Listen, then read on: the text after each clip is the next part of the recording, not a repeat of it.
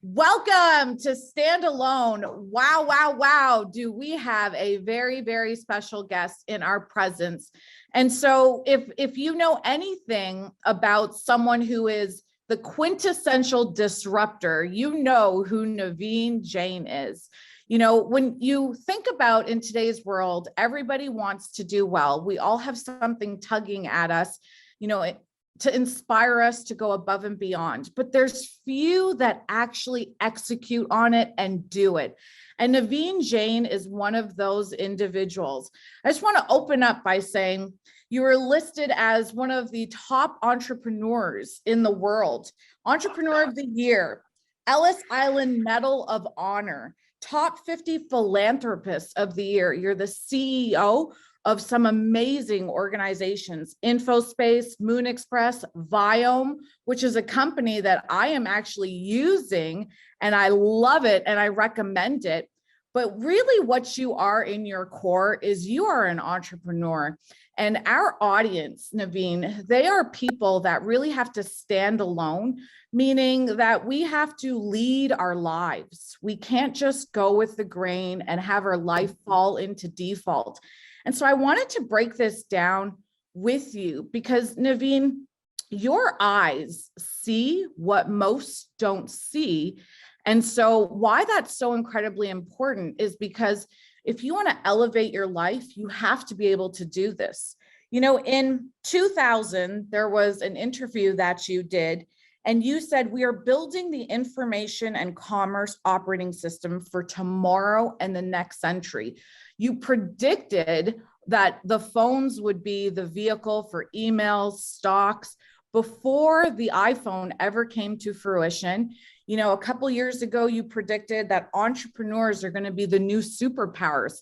And in 2021, you are right again. So, you know, being in your presence, we want to see what you see. We want a window into how you think, because you came to this country with nothing. And I don't want to say nothing because that's not true. What you had inside of you was amazing.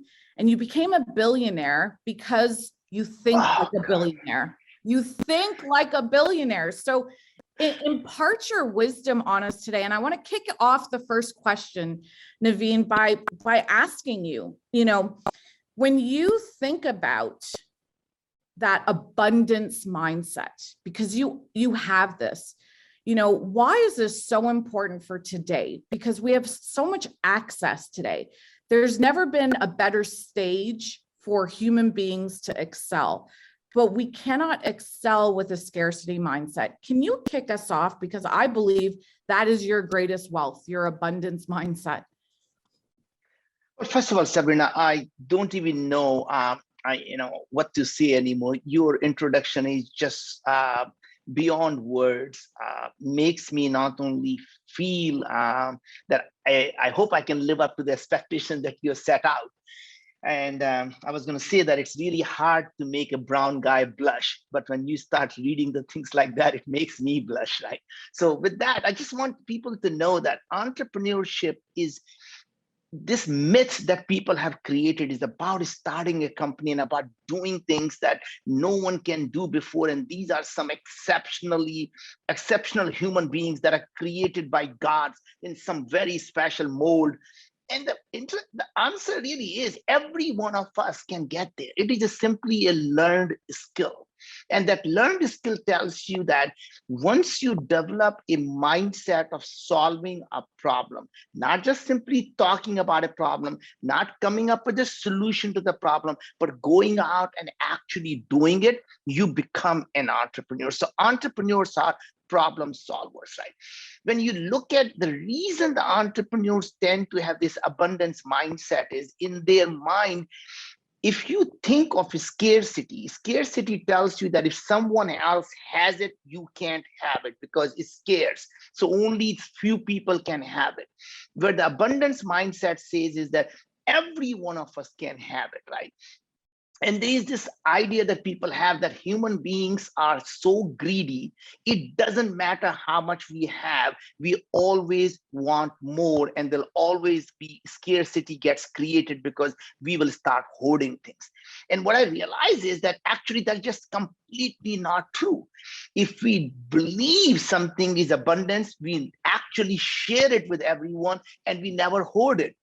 Let me give you an example. Air is in abundance. We can go to a sports stadium, 75,000 of us can breathe the same air, and we never slap the person next to us and say, hey, you just took a deep breath, you're breathing my air. We don't say that. We say, let's all take a deep breath, let's all enjoy, because we believe air is in abundance. Now imagine if the energy was the next air, right? That means, just think about it for a second. Every 90 minutes, more solar energy falls on planet Earth than we use in the whole year. It's simply a matter of conversion. Once we find the conversion to take the solar energy, convert them into useful form of energy, actually the energy will become abundance. And once you have something abundant, what happens? It becomes democratized, it becomes demonetized. That means it is everyone can have it, and everyone can have it at no cost. And if energy is free, guess what happens? The water becomes, literally the clean water becomes the next thing. You can desalinize the water. You can even distill the dirtiest water and have a clean water, right? So think about what as humanity we fight over. Today we fight over land, we fight over water, and we fight over energy.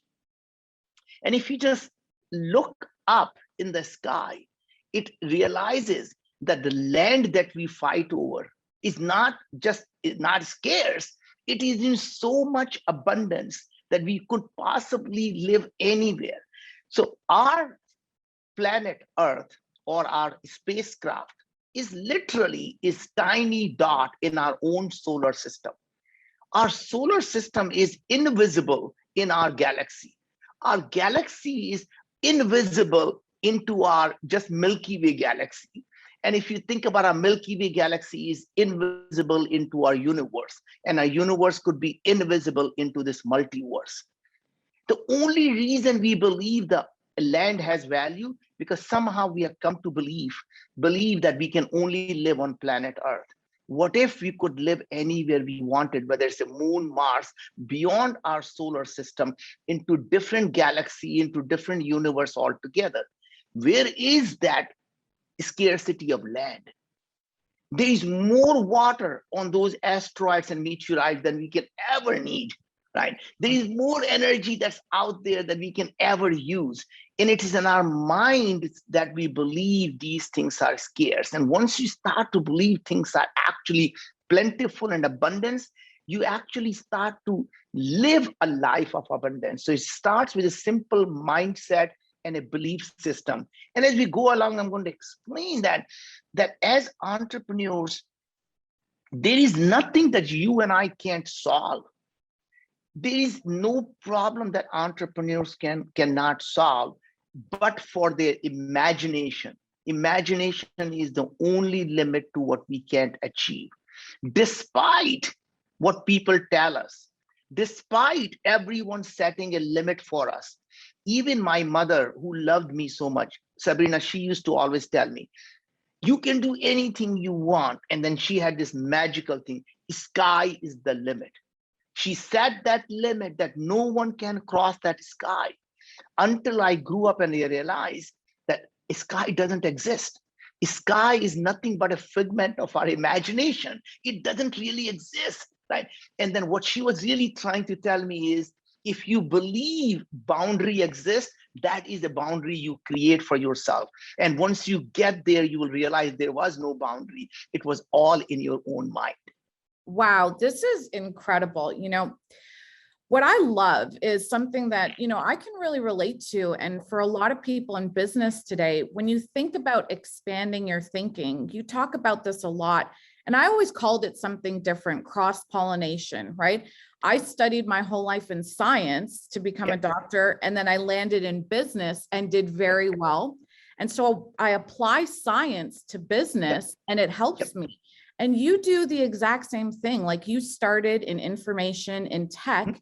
You went and you literally are the only company that is allowed to leave the low orbit and to go to the moon.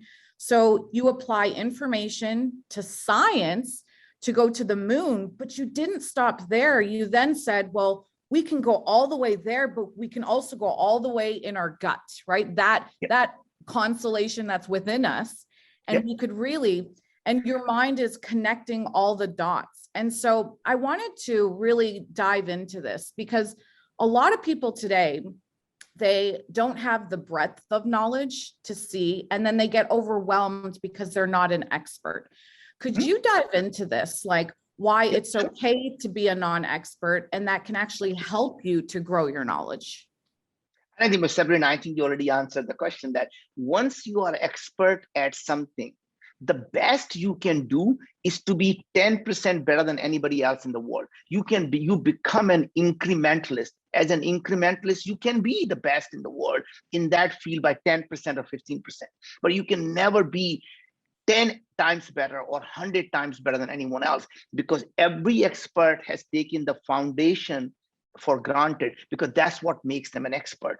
It takes a non-expert to challenge the foundation of what experts have taken it for granted. And that's how the disruption happens. That's where the 10x or 100x changes happens.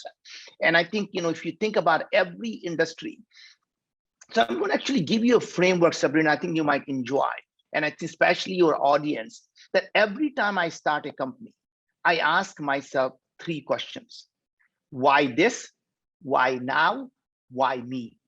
And this is literally a framework. It doesn't matter what I do. So I say, why this? The question of why this is simple. God forbid you are actually successful in solving the problem that you set out to do. Would it somehow help 1 billion people live a better life?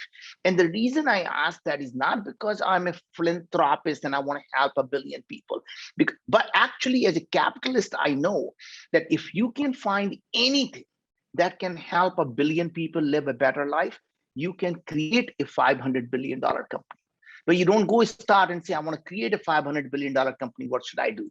You want to stay focused on helping people live better, because that's what creates a $500 billion company. That means have a solution that improves people's lives, and you can create a massive enterprise. And I'm going to apply this, by the way, the same principle and same framework to our latest company that I started, Wyoming, and how I actually applied the same framework. The second question was, why now? Why now is what had changed in the last 1 to 2 years, but most importantly, what do you expect to change in the next 3 to 5 years that will allow you to solve this problem at scale in the future by intercepting the technologies that are actually coming up? That means you're not using yesterday's technologies to solve tomorrow's problem. You're using tomorrow's technologies to solve tomorrow's problem, right? So you're intercepting the technology at the right time. The last part is why me? Why me is, what questions are you asking that are different from what everyone else in the industry is asking? Because the questions you ask is the problem you solve. That means if you're asking the same question that everyone is asking, you're solving the same problem in the same way that everyone else is solving, right? So let's go back that you mentioned my latest venture, Wyoming. We said, what if? And in this framework, by the way, just I forgot to mention that in this framework, you never focus on how. The minute you say how, it limits to what you can do. So you never focus on how, you say why and what, right? So we said, okay, what if we can prevent and reverse chronic diseases, cancers, and aging? Would this somehow help 1 billion people solve and live a better life? The answer is 7.8 billion people. Check mark that one, right? And when I say chronic diseases, I mean obesity, diabetes, heart diseases, depression, anxiety, Alzheimer's, Parkinson's, cancers, every type of chronic disease, including aging. If we can find a way to prevent or reverse, it helps all humanity. Good thing to do. Second thing is why now? And why now was really interesting. We saw that what would it take to solve the problem? So this, in this thing, why now is, as I mentioned, what do we expect to change in the next 3 to 5 years?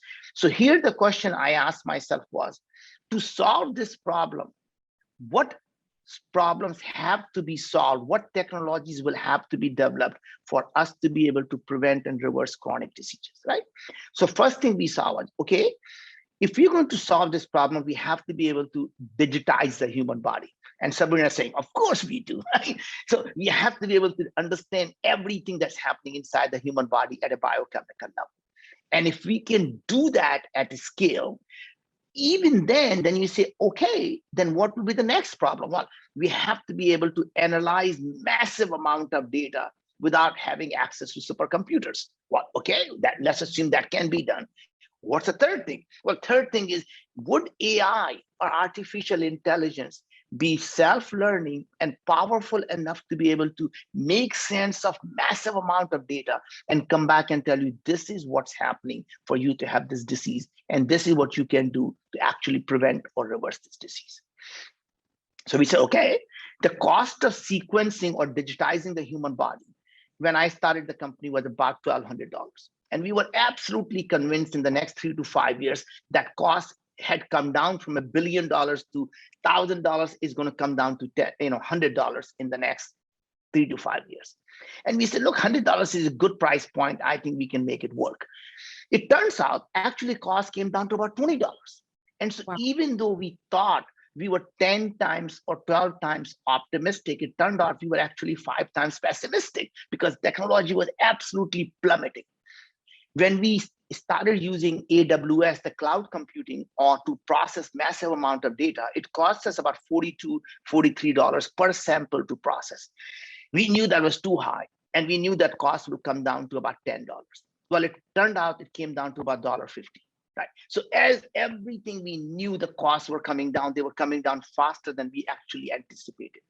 AI, in fact, became so powerful that we can now run tens of thousands of unsupervised algorithms and come up and say, this is what tells you you have a cancer. This tells you you have this disease. And by the way, here's what you can do about it. So that timing turned out to be the perfect thing. And we obviously started the company because we believed it was going to happen.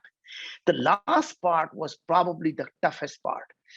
Not being an expert is an advantage, and to some extent, most people think of, oh my God, how am I going to solve this problem? Everyone in the industry was asking exactly the same question. What is your genes? What is the DNA for the human body? And they somehow thought if they understood the DNA, they'll be able to solve these problems. And I'm thinking here that I have no idea what the DNA is. All I know is it never changes. So what I realized was, if somebody were to measure my DNA today, and then a year later I gained 400 pounds, my DNA is still the same. Now let's assume I could develop diabetes, I develop depression, I develop a heart disease, my DNA still hasn't changed. In fact, what's really interesting is I die. Guess what? My DNA still doesn't change. The DNA of a dead person is the same as the DNA of a person when they were healthy. So DNA can't even tell you you're dead or alive, let alone you're healthy or sick. Mm-hmm. So I asked people, I said, well, if your genes are not changing, what's changing? Well, they say, oh, you should know gene expression is the one that's always changing. What does someone who doesn't know anything? He said, great, we're going to go measure gene expression. And that's what we say. All right, we're not going to measure gene, we're going to focus on gene expression. Then we said, would that solve the problem? They said, no. Now I'm reading all the literature. I'm information junkie. So I go on reading all the scholar.google.com, right? I'm now typing diabetes and, what causes diabetes. And everyone is starting to talk about something called microbiome.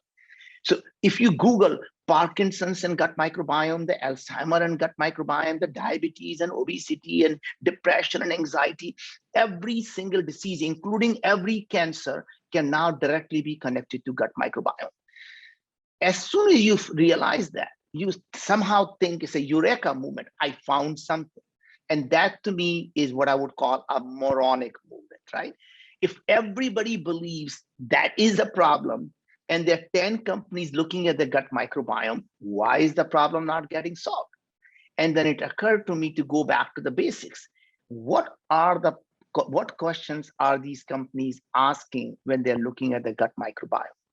And turns out everyone was asking exactly the same question, which is, I want to know what organisms are in your gut. I want to know what organisms in the people who have diabetes. I want to know what organisms they have when they have depression. And they somehow thought if they can find what organisms are different, somehow they'll be able to solve the problem. Now, as you mentioned, I had no idea of the biology. In my mind, and you're not supposed to laugh here, I thought these organisms are like little humans inside my body. And I thought, God, these little humans are doing all these things out there. What if, just like human beings, they could be thousands of different organisms producing exactly the same thing that is causing me to be sick? So I can take two people who have diabetes. They can have completely different organism, yet producing the same toxin that makes me sick. So instead of focusing on who they are, what if we focus on what they are producing? Won't that actually solve the problem? Because in my opinion, the same organism could do something good in Sabrina's gut and can do something really bad in my gut because a completely different environment. Your gut environment is different from mine. And that's literally what I thought would happen, because you can take a bad person, put them in a good environment, they do good things, and you take a good person, put them in a bad environment, they do bad things. So it's really what they do is what matters, not who they are. And so we said, we are going to actually focus on finding out what gut microbes are producing, and we're going to look at the human gene expression, and we will be able to solve the problem. And that's literally how we started the company. Found that it took us about 6 months because there was nobody in the world that actually figured out how to do the gene expression, and nor could we. It was a technology that people thought was impossible to do. It turned out there was a biodefense project at Los Alamos National Lab where they were working on actually solving this problem, because they thought if there is somehow a bad actor were to get hold of something biological, how would we develop an antidote for it? And the only way we could do it is to figure out what these organisms have produced so we can create antidote. So they developed all this technology for biodefense. I managed to get our hands on that technology, and it started Bio, right? Now, fast forward 5 years, 6 years now, here's what happens. Now we have analyzed over 300,000 people, Sabrina, and amazing things happen.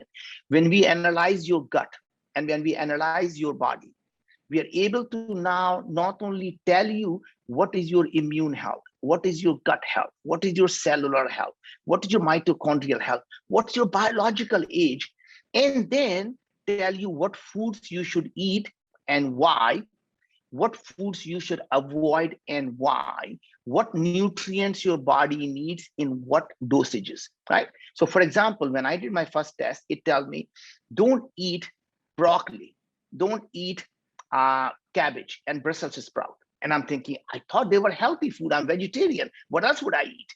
Well, it turns out it said not only your gut health is poor, specifically inside the gut health, it told me my sulfide production is very high, and sulfide is highly inflammatory. And these foods contain very high amount of sulfate. So when you're eating these foods thinking they are healthy, they are actually harming you.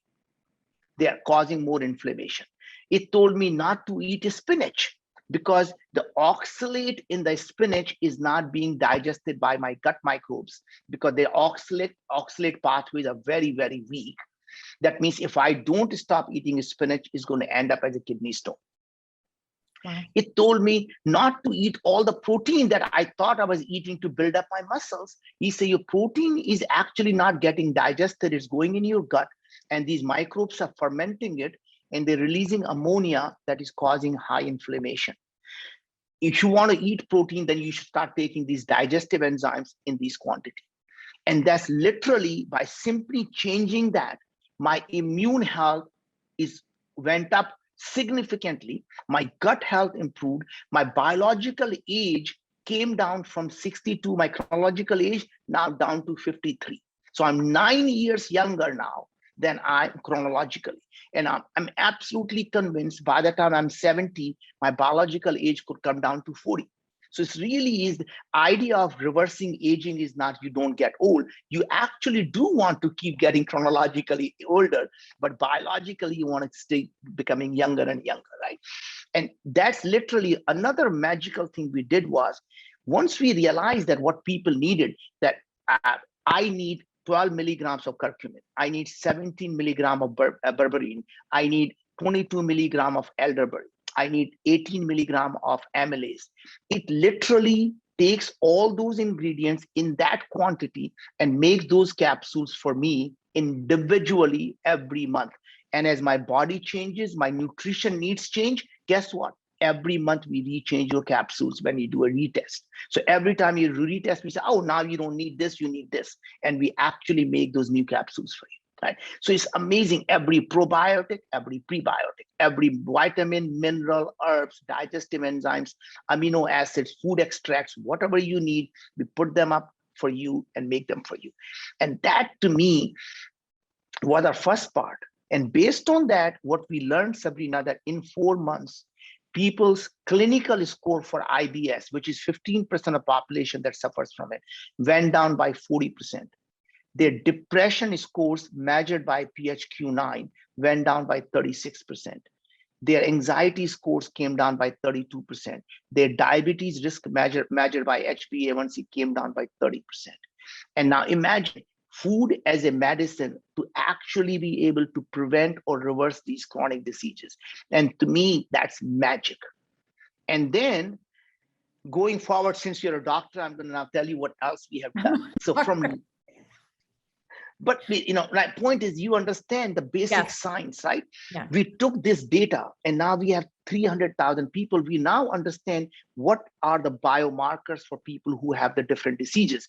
So now we can predict before you have a disease, hey, you are moving towards people who have going to have a heart disease, or you're moving away from people who are going to have a heart disease. So you can see where you are in the spectrum and you can see, are you moving towards a disease or moving away from a disease? That's called predictive biomarkers. Third is early diagnostics. We just got FDA breakthrough device designation to detect stage 1 oral cancer, stage 1 throat cancer, simply by spitting on a tube. You spit in a tube and we can tell you with 97% specificity that you have a cancer, stage 1 cancer. Today, the only way you detect these cancers is literally a dentist rubs the finger on your gum and say, I don't feel anything. They touch your throat and say, I don't think I feel anything here. By the time you feel the golf ball, you got stage 3 cancer. Right? And that's literally just what they do today. In our case, you spit and we can tell you whether you have cancer or not. The fourth part of our business is prognostic now. That means once we know you have a disease, can we predict which drug is going to work and which drug is not going to work? So we just published a paper, Sabrina, where we are able to say that if you have a diabetes, if you take metformin, is it going to work or is not going to work? And now we're doing the same thing, by the way, for immunotherapy, to see if it's going to work for you or not, or would chemotherapy work for you or not. So which drugs are going to work for different diseases? When you have an autoimmune disease, would this biologic work for you or would this not work for you? The last part is the most interesting part, which is therapeutics. That means, can we develop a solution for the diseases that have never been drugs for, right? So for example, today, when you have an autoimmune disease, you know what they do today? They don't find out why do you have a disease. They simply give you the immune system suppression. They suppress your immune system so you don't feel the symptom, not cure it. And now you have to take it for the rest of your life. We, in fact, discovered for people who have an autoimmune disease called ankylosing spondylitis that attacks your joints, there was an organism that actually was biomimicking the same protein as the a joint protein, only in people whose blood transcripts were HLA type B27, and specifically what type of protein that was being produced. We actually went to a large pharmaceutical company, and now they're developing a vaccine against autoimmune diseases to prevent it from happening in the first place. We did the same thing for cancer. We found the underlying reasons why people were developing colorectal cancer. And we actually now are developing a vaccine for preventing for colorectal cancer from happening in the first place, right? So I mean, think about a company by a person who didn't even know what genes and gene expression was. And now looking at developing these therapeutics that biotech companies couldn't figure it out simply by using the knowledge that we learned from a big data. So remember my previous company, Intellius, we were collecting massive amount of data about human beings and trying to identify who was who. We taking exactly the same approach and saying, let's apply that to all the biochemical activities in the human body. Even though it looks like a healthcare problem, to me, it is a big data problem.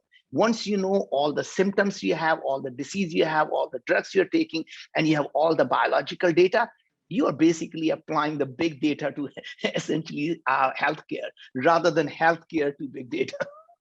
You said this, you said, think like a software engineer, not like a rocket scientist when you were Yes. going to the moon. And now you're Yes. thinking like a software engineer instead of a medical doctor when you're Yeah. going to cure disease, which I think is, remarkable. And I think for people to understand, sometimes when you're thinking so big and broad because you're a bold thinker, your genius is then being able to get excellent in the details.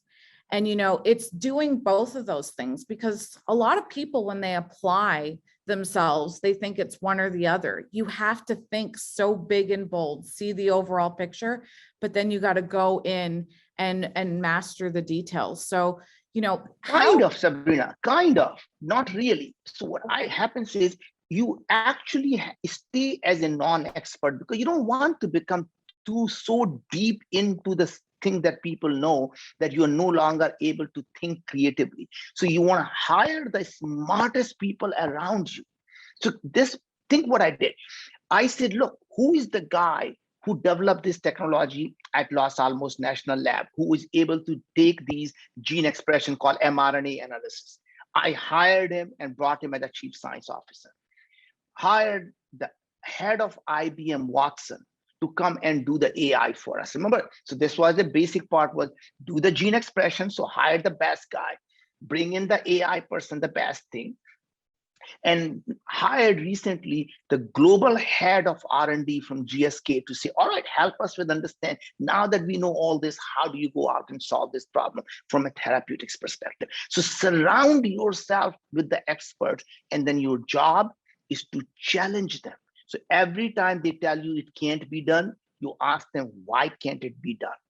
And you let them keep explaining it to you. Say, well, that makes no sense to me. Tell me why it can't be done. And I can give you some great examples of being such a naive novices, where people, when they start explaining it to you, first reaction is, it can't be done. Second reaction is, well, I don't know, it's probably possible. And if you keep pushing them, by the time they start explaining it to you, they say, oh my God, it's a brilliant idea. And that's really is the phase everyone experts goes through. Right. So anyway, that's basically the kind of thinking you have to have, is that, you as a non-expert, your job is to actually constantly understand that why experts believe it can't be done. And even though they believe they will tell you they have tried that in the past, it didn't work. Well, that past is different now because we now have access to different set of information than we had in the past, right? Another thing that I found really fascinating, Sabrina, that every entrepreneur struggles, is that every time they have a first struggle, the first hurdle, they give up. And to me, that is the number one thing I learned over the years, is that if you believe you are an entrepreneur, you have to believe that your life is going to be like your heartbeat. It's going to always go up and down. This only thing that tells you you're alive is when you have a heartbeat. And that up and down is what you have to expect and accept. And what that means is, when you are down, all you have to do is hunker down, know the next beat is going to be up. When you're on top of that beat, never get too arrogant, because you know the winter is coming and you'll be down. And just, you want this as a life. When you're looking for a smooth life, you know what the smooth life line looks like? A dead person. Mm-hmm. So when you as a human being say, I want to live a safe life that is completely smooth life, you're really asking yourself to live a life of a dead person. Is that the life worth living? Wow, wow, wow. Not only, I think what makes you very remarkable is your family too, because in today's world where people feel like they're competing with their family and their business, I know the greatest people in business have the greatest families, and they apply their business sense to their family. And I love this story about your daughter, if we can share this with everyone, because when you talk about asking the right questions, I really believe that people are just asking the wrong questions and it keeps them stuck where they are. And for a lot of young people, they're so wrapped up in their passion today, right? And your daughter came to you with this problem of, I want to follow my passion, and your passion isn't my passion. And then you help to navigate her by asking better questions and stating something about exposure. Could you share this? Because for a lot of us, exposure is incredibly important. So if you could share that with helping guiding by asking the right questions, that would be amazing. Absolutely. Thank you, Sabrina. So first of all, I have 3 children, and our oldest is Ankur, and he is now on to his 3rd unicorn. So he is focused on really affordability. How do we get the middle class to be able to afford to live in an apartment? How do we allow them to actually graduate from there to be able to own a house? So he's literally, how do we get the senior care to actually be delivered at home? So he's focused on completely solving the problem of affordability. So if you were to just Google him, Ankur Jain, Ankur, you will see the kind of companies that he's starting are the ones that people say, how old is he? I mean, it's literally solving problems that have, in fact, this right here, my entrepreneur boy is right here in this magazine. How do you solve the problem that nobody has ever done? How to do something no one has ever done, right? And these are the kind of things you get to do when you believe everything is possible. And he's obviously a Wharton grad, and he's just amazingly great entrepreneur. And as good as he was, his sister gives him run for his money. His sister went to Stanford. She's Stanford graduate, Stanford STEM fellow, Stanford Mayfield fellow. And the first company she joined was using AI to remove the gender bias in hiring. And she started her second company now on women's health. So using vaginal microbiome to actually solve all the women's health issues. And this company is called Evvy, EVVY. So if any of the women who are listening to it, go seriously look at Evvy, and I think every woman owes it to herself to actually go out and understand what's happening in her body. Because what I didn't realize, actually, having been in healthcare, was almost all research is done on men, and the women are considered a small man, and women's body is completely different. So she decided she's going to go focus on actually helping women in terms of the issues that women face, and because they're not just a smaller, lighter man, right? And so every woman should go look at that. And our youngest one also graduated from Stanford, became a Schwarzman scholar, and he's now working at another company that is looking at fundamentally how to get people to live easier. So he's looking at all of their financial things, including mortgages, to make their life simpler, right? So again, looking at very, very different set of problems, but simply finding a problem that can help millions and billions of people live a better life, right? So the story that you're talking about is very interesting. When our daughter, she was 16, she came to me and said, Dad, I know you love science and technology. I want nothing to do with it. I have found my passion and I want to pursue it. Most parents at that time would say, of course, sweetheart, tell me what your passion is. Let me help you get there. In my mind, I thought that is same as saying, I don't have time. I don't really care. Do whatever you want, right? Instead, I told her, I said, sweetie, you're too young to have a passion. You're still in high school. You don't know many of the things that are out there. So if you don't even know what they are, how can you tell me you don't like them? And then she said, Dad, I don't understand what you want me to do. And I say, sweetie, I want you to learn about nanotechnology. I want you to learn about neuroscience. I want you to learn about genetics. I want you to learn about artificial intelligence. And then she rolled her eyes and said, Dad, didn't you hear a word I just said, that I have no interest in science and technology? And I said, no, sweetie, that's not it. I simply want you to not be excited about them, simply be exposed to them to understand what they can do for you. Because once you go with an open mind, wanting to like them and wanting to learn, then you will obviously decide whether they are for you or not for you. But you can't go and learn about these things with a closed mind that I just don't like them. Right? Interestingly, she spent a month learning about these technologies. That was our pact, that if she actually goes and learns about them, she gets to make a decision about what she wants to do. And once she was exposed to them, she came to me and said, Dad, I think I made up my mind now.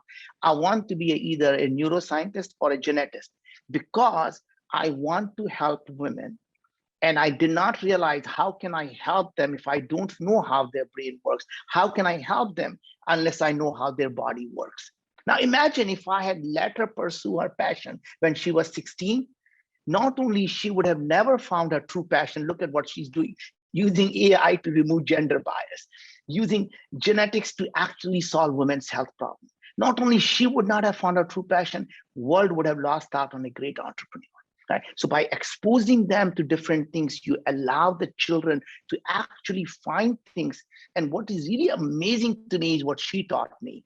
What she taught me was that science and technology is not a destination. They are simply the tools for me to do what I wanted to do, which was to help women, right? And I was asking her when she started her women's health company, and I said, hey, how is company going? And her answer was so profound that I have been an entrepreneur for 25 years, I didn't realize. She said, Dad, you don't understand the basics of entrepreneurship. I am not starting a company. The job of an entrepreneur is to experiment enough to find out if there is a company here. He said, all I'm doing is simply experimenting to see if there is a business here that I want to start. And you're asking me, how is company doing? You should be asking me, how are my experiments going? Wow. Right? And that is what, to me, go ahead. No, I think this is really, really powerful, because what it reminds me of is something who you are too, right? Where you don't just stop where you are, you do it again in another form. And when you went from just being in information to then going into space to then going into health, my question for you is, what makes you not get complacent? If you got paid so much money a long time ago when you sold your company, you could have easily said, like, listen, I want to spend time with my family. I want to do the things I want to do, but you didn't. You forced yourself to push the envelope in an area that you had no expertise in. I want to know how you think, and why did you choose to go and venture off, just like your daughter, like do another experiment, as opposed to getting, settling and saying, let me enjoy life. I would like to know that from you. Well, first of all, I think they are enjoying life, and I am doing what I love doing. So the point is, yes, if you believe the things you are doing is your retirement, things you're doing is exactly what you would do if you had nothing else to do, right? So this is what I would call that every day when you wake up in the morning, and if you don't jump out of the bed, you should quit what you're doing. Find what you're willing to die for and then live for it, right? If you're doing things that you believe is your calling, if you find your true North Star, it is not a work. It is a thorough enjoyment that you get every single day. Every day when I wake up, I don't think I am going to work. I read my email, and there is at least a dozen emails from people that say, you changed my life. You have saved my wife. You have saved my kids. My daughter was suffering from eczema, is no longer there. My acne that has been there for 10 years is completely disappeared. I used to have this constipation that I didn't know what to do, is gone. I sleep better. I no longer have anxiety. I no longer have depression. Now, I don't know, Sabrina, how many people in the world who would not feel a tremendous amount of joy by watching every day that they are part of that's changing people's life. That is an amazing amount of joy and happiness you get by doing these things, right? But to answer your question differently, lot of the parents, when they have the young children and they happen to build wealth, what happens is they seem to somehow think that spending time with children is somehow is going to help the children become better. And they forget from the children's perspective what we see, right? So this is a great example of my first company was wildly successful beyond anything I could have ever imagined. And I could have easily said, hey, I'm going to take a couple of years off and I'm going to spend time with a young family. Now imagine what the children would see. Children would say, hey, I go to school at 7:30. I see my dad sitting on the sofa watching CNBC. I come back from work, as I come back from school.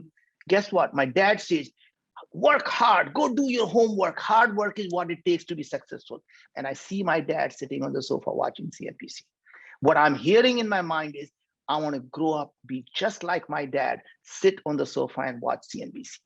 Instead, what they saw was, not only dad told them the success is never going to be measured by how much money they have, it'll be measured by how many lives they improved.